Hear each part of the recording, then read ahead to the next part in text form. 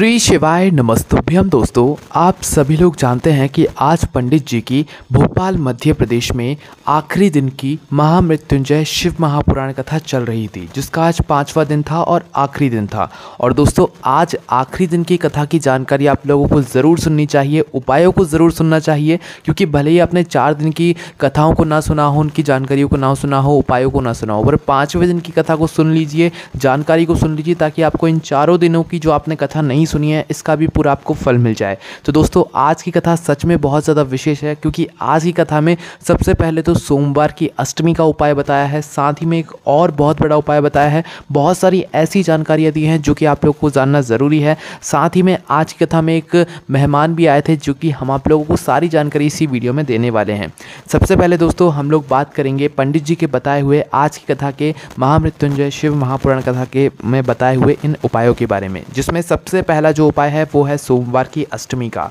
दोस्तों, आप सभी लोग जानते हैं कि 26 जून 2023 को है सोमवार की अष्टमी। महीनों बाद ये सोमवार की अष्टमी आई है और साल में बहुत ही कम सोमवार की अष्टमी पड़ती है, जो कि इस जून के महीने में 26 जून 2023 को आ रही है। तो दोस्तों, सोमवार की अष्टमी आने से पहले पंडित जी ने अपनी आज की कथा में यह विशेष उपाय बता दिया है। दोस्तों, यह उपाय आपके सभी तरह के काम को बना देगा, आपको सभी कामों में सफलता दिला देगा। तो वो कौन सा उपाय है, कैसे करना है, वो आप ध्यान से सुनिए। दोस्तों, इस उपाय में सबसे पहली चीज़ तो है, आपको शुद्ध देसी गाय का दूध चाहिए। जर्सी गाय का दूध नहीं चाहिए, ये बात पंडित जी ने स्पष्ट रूप से कही है। कौन सा दूध चाहिए? शुद्ध देसी गाय का दूध चाहिए। भले ही आप कम से कम दूध लेकर आओ, पर शुद्ध देसी गाय का दूध लेकर आओ। एक कटोरी अपने साथ रख लो, उसमें शुद्ध देसी गाय का दूध भर लो, है ना। दूध लेने के बाद आपको सोमवार की अष्टमी के दिन प्रातःकाल सुबह सुबह भगवान शिव जी के मंदिर पहुँचना है। ठीक है, मंदिर नहीं जा रहे हो तो अपने घर की शिवलिंग पर भी इस उपाय को कर सकते हो। इस उपाय को करने की सबसे अच्छी और बड़ी बात यही है। ठीक है, तो आपको करना क्या है, अपने घर में ही चाहे तो इस उपाय को कर लो, या तो भगवान शिव जी के मंदिर में जाकर इस उपाय करो। कोशिश करना भगवान शिव जी के मंदिर में जाकर इस उपाय करना तो ज़्यादा बेहतर रहेगा। ठीक है, तो भगवान शिव जी के मंदिर पहुँचना या अपने घर की शिवलिंग पर कर रहे हो तो वहाँ पर बड़ी आसन लगाकर बैठ जाओ, स्नान करके शुद्ध होकर। आपको करना क्या है, अपने साथ में एक बेलपत्री भी लेकर जाना है। बेलपत्री कटी पिटी नहीं होनी चाहिए, बिल्कुल अच्छी होनी चाहिए। एक कटोरी में शुद्ध देसी गाय का दूध और एक बेलपत्री अपने साथ इस उपाय को करने के लिए लेकर जाना है। करना क्या है, भगवान शिव जी के मंदिर पहुंचना है। शिव जी के मंदिर पहुंचकर अपनी उस बेलपत्र को अपनी दूध की कटोरी में डाल देना है। डालने के बाद आपको करना क्या है, उस बेलपत्री के सहारे ही आपको अपनी कटोरी में से बार बार बेलपत्री को डालकर बूंद बूंद जो दूध है वो भगवान शिव जी पर समर्पित करना है। क्या करना है, भगवान शिव जी पर समर्पित करना है। कटोरी से दूध समर्पित नहीं करना है। जैसे कि उदाहरण के लिए आपने एक बार बेलपत्री अपनी दूध की कटोरी में डाली, उसमें बूंद बूंद अपने आप दूध आ जाएगा। उस बेलपत्री को भगवान शिव जी के ऊपर कर लिया तो बूंद बूंद जल, मतलब जो दूध रहेगा वो अपने आप भगवान शिव जी की शिवलिंग पर गिरता रहेगा। इस तरीके से आपको क्या करना है, ये पूरा दूध उसी बेलपत्री के सारे बूंद बूंद करके भगवान शिव जी पर समर्पित करना है। कटोरी से समर्पित नहीं करना है। उपाय में आपको उसी एक बेलपत्री से बूंद बूंद करके डुबो कर बार बार आपको क्या करना है, भगवान शिव जी की शिवलिंग के ऊपर वह जो दूध की मतलब बूंद बूंद है वो समर्पित करते जाना है। ठीक है, क्या बोलकर, मंत्र बोलकर, श्री शिवाय नमस्तुभ्यम बोलकर, या पंचाक्षर मंत्र, षडाक्षर मंत्र या महामृत्युंजय मंत्र का जाप करते हुए आपको उस बेलपत्री से बूंद बूंद दूध जो है भगवान शिव जी पर समर्पित करना है। यही क्रिया घर पे कर रहे हो तो घर की शिवलिंग पर आपको दूध समर्पित करना है। उसके बाद में जैसे ही आपका वह पूरा दूध भगवान शिव जी पर उस बेलपत्री के सारे पूरा दूध समर्पित हो जाए, उसके बाद इस बेलपत्री को आपको माता अशोक सुंदरी जी वाले स्थान पर समर्पित करना है। माता अशोक सुंदरी का स्थान होता है जलाधारी के बिल्कुल बीचों बीच, जहाँ पर मतलब कई जगह मतलब सर्पदेव बने हुए होते हैं, कई जगह मोटी सी लाइन होती है वहाँ पर, है ना। मतलब जलाधारी के बिल्कुल बीचों बीच आपको यह बेलपत्री जिससे आप अभी बूंद बूंद करके दूध शिव जी पर चढ़ा रहे थे, इस बेलपत्री को वहाँ पर समर्पित करना है। कुछ इस प्रकार से समर्पित करना है कि जो बेलपत्री की डंडी का मुख होगा वो जलाधारी की ओर हो जाए, जहाँ से जल बहता हुआ जाता है या नीचे गिरता है ना, जलाधारी की तरफ हो जाना चाहिए, है ना। तो इस तरीके से आपको उस बेलपत्री की डंडी का मुख जलाधारी की तरफ, जहाँ से जल नीचे गिरता है, उस तरफ करके माता अशोक सुंदरी वाले स्थान पर समर्पित कर देना है। समर्पित करने के बाद मंत्र बोलकर, महामृत्युंजय मंत्र, श्री शिवाय नमस्तुभ्यम या किसी प्रकार का भगवान शिव जी का मंत्र बोलकर, हाथ जोड़कर विनती करके अपने काम की, अपनी मनोकामना भगवान शिव जी से बोलना है। या आपको कोई काम रुक रहा हो, अटक रहा हो, उस काम को भगवान शिव जी से आपको बोल देना है। यह उपाय आपके किसी भी प्रकार का जो आपको काम होगा उसमें आपको ज़रूर सफलता दिलाएगा। करके ज़रूर देखिए, पंडित जी ने बहुत ही विशेष समय पर यह उपाय बताया है। ठीक है, चलिए दोस्तों, हम बात करते हैं आज की कथा में बताए पंडित जी ने जो अगला उपाय बताया है उसके बारे में। दोस्तों ये जो उपाय है ये बहुत ही ज़्यादा विशेष उपाय है और इस उपाय को करने से भी आपके जीवन में बहुत सारी खुशियाँ ज़रूर आएंगी।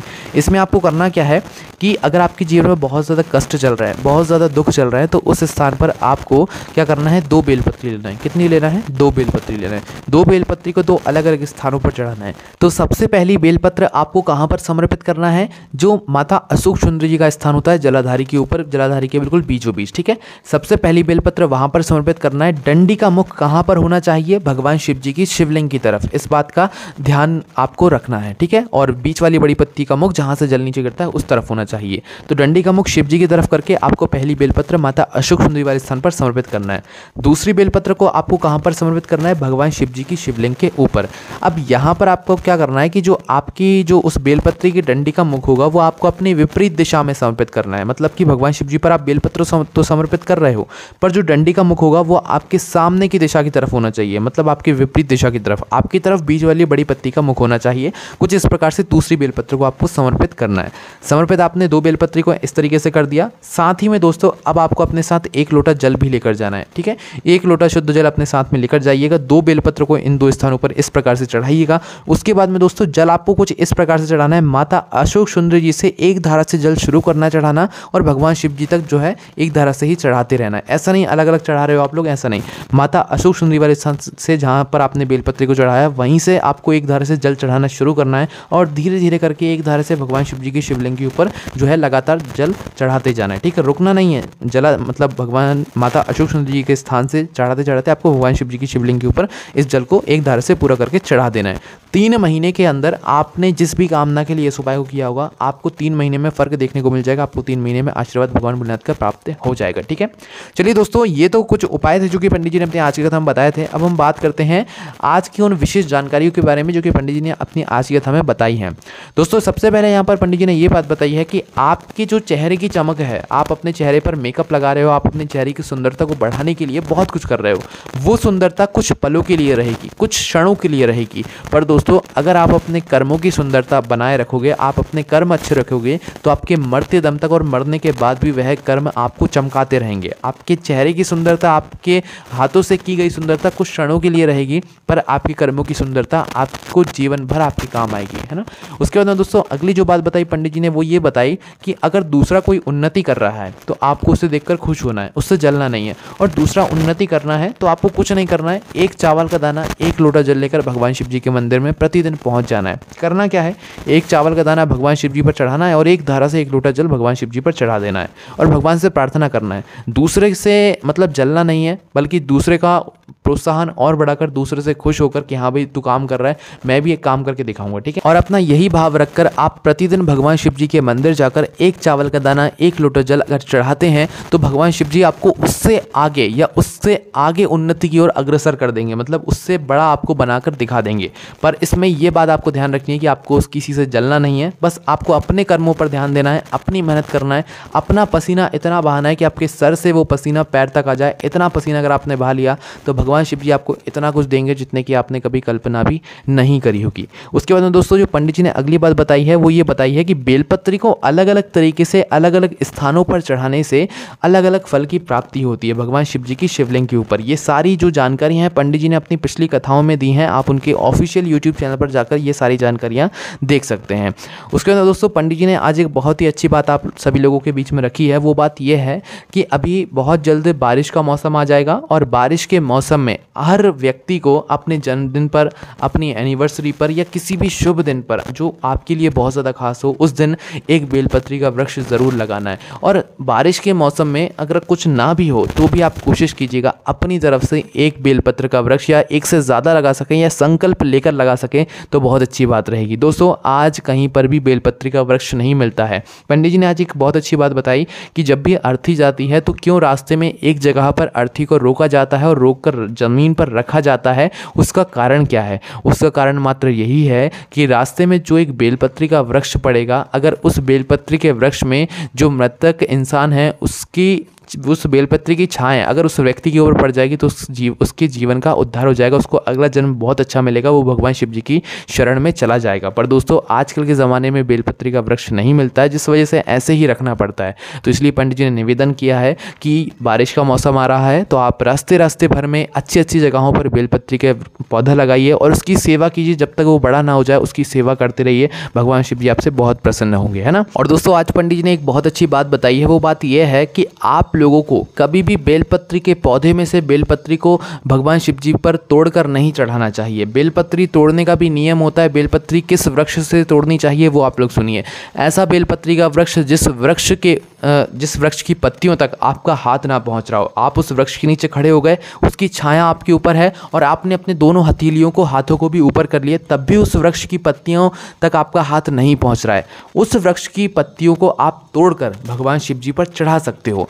पर दोस्तों किसी ऐसे वृक्ष से जिसकी छाया भी आप पर नहीं आ रही हो और आपने हाथ ऊपर किया या आपके सर को उसकी बेलपत्री टच कर रही हो, तो ऐसे बेलपत्री के वृक्ष से अगर आप पत्तियां तोड़कर भगवान शिव जी पर चढ़ाएंगे तो वो स्वीकार नहीं होंगी और साथ ही में आपको पाप भी लगेगा, क्योंकि किसी भी छोटे बेलपत्री के वृक्ष से कभी भी पत्तियों को तोड़कर भगवान शिव जी पर नहीं चढ़ाया जाता है। एक ऐसा वृक्ष जो कि अच्छा बड़ा हो, जिसकी छाँव आपके ऊपर पड़ रही हो, उस बेलपत्री के वृक्ष की तोड़ी हुई बेलपत्र भगवान शिव जी स्वीकार करते हैं। छोटे पौधे से भगवान शिव जी के लिए जो है बेलपत्री मत तोड़िएगा वरना पाप लगता है। ऐसी बात पंडित जी ने अपनी आज की कथा में यहाँ पर बताई है।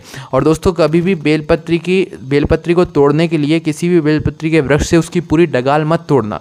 अगर आप लोग डगाल तोड़ दोगे ना तो आपका जो अगला जन्म है, जो भी व्यक्ति तोड़ेगा, भूलवश कभी तोड़ दी हो, जब तक आपको पता ना हो, अगर आपने भूलवश तोड़ दी हो पहले तो तोड़ दियो, पर अभी आप जान लीजिए कि जो व्यक्ति बेलपत्री को तोड़ने के लिए उसकी पूरी डगाल तोड़ देता है, फिर उसमें से बेलपत्री तोड़ के इकट्ठा करके उस डंडी को फेंक देता है दोस्तों, तो उस व्यक्ति का जो अगली पीढ़ी होती है उसमें उसको संतान की प्राप्ति नहीं होती है। ऐसी बात पंडित जी ने जो है अपनी आज की कथा में बताई, उसमें संतान फलित नहीं होती है। तो इसलिए आपको बेलपत्री के साथ में बेलपत्री की पूरी डगाल नहीं तोड़नी है, मात्र बेलपत्री तोड़ना है, उसे भगवान शिव जी पर आपको चढ़ाना है, ठीक है। उसके बाद में दोस्तों पंडित जी ने जो है बहुत सारी बातें आज बताई हैं और सबसे अच्छी बात आज की कथा में पंडित जी की जो है हमारे मध्य प्रदेश के मुख्यमंत्री शिवराज सिंह चौहान आए थे, जिन्होंने कुछ अपने अच्छे भाषण से जो है सभी लोगों को संबोधित किया। और जो ये कथा करा रहे हैं जो विश्वास सारंग जी हैं, उन्होंने प्रतिदिन अच्छे अच्छे भावों से जो है पंडित जी का स्वागत किया। तो यही सब जानकारी आज आखिरी दिन की कथा में बताई गई थी और ये भोपाल मध्य प्रदेश की कथा ने एक अलग इतिहास रचा है। बहुत सारे भक्तगणों ने